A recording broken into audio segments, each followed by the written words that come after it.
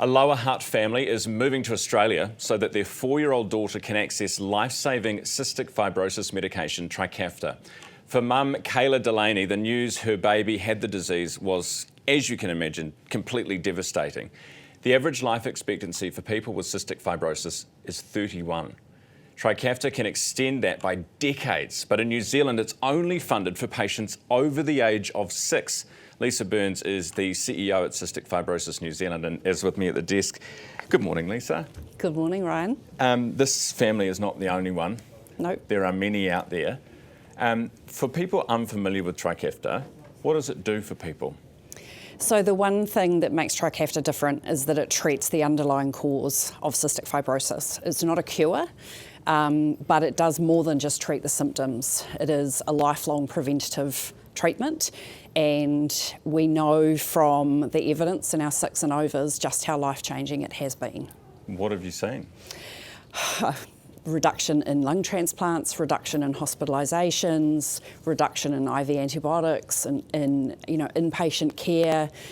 We've seen people who have previously been unable to go out and exercise or get a job. All of these things have been made possible from this medication, and that's what we advocated for when we were trying to fight to get access for our 6 and overs. We knew that this would be life-changing. We knew that it would add decades. Now we have the evidence to demonstrate that this medication can be considered a really important and valuable part of our healthcare system.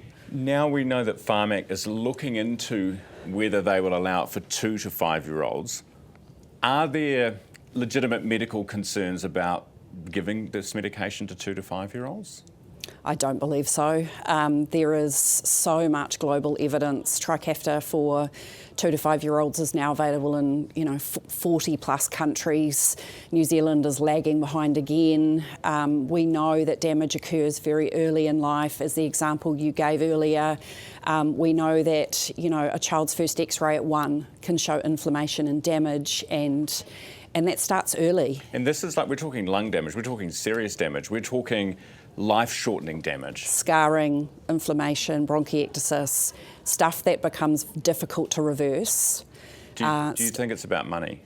It's absolutely about the budget. We know that it's going through the assessment. We know that Pharmac's traditional assessment of medicines is based on a cost-benefit analysis.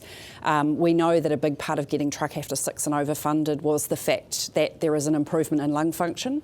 You can't measure lung function in a 2-year-old. So if you go with a traditional cost-benefit analysis, it's not going to stack up. And that's our concern at the moment, is they need to consider the societal impact.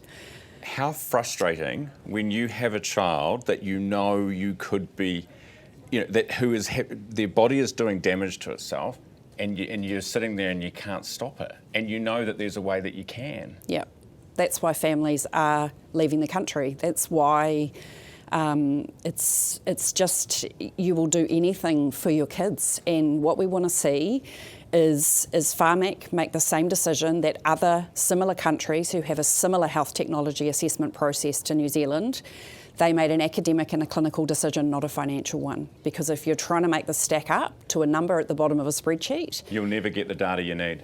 And if you compare that to other medicines, it'll never get funded. So we are advocating for a consideration of the societal impact, childhood trauma, medical trauma, delayed in going to school.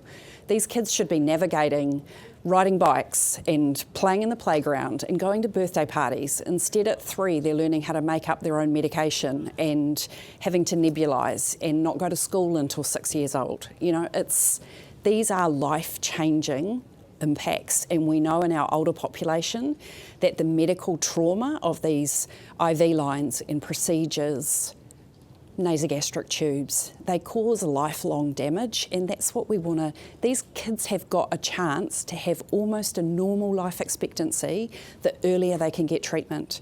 And with New Zealand being so far behind the rest of the world, these kids are going to end up with damage that will be irreversible.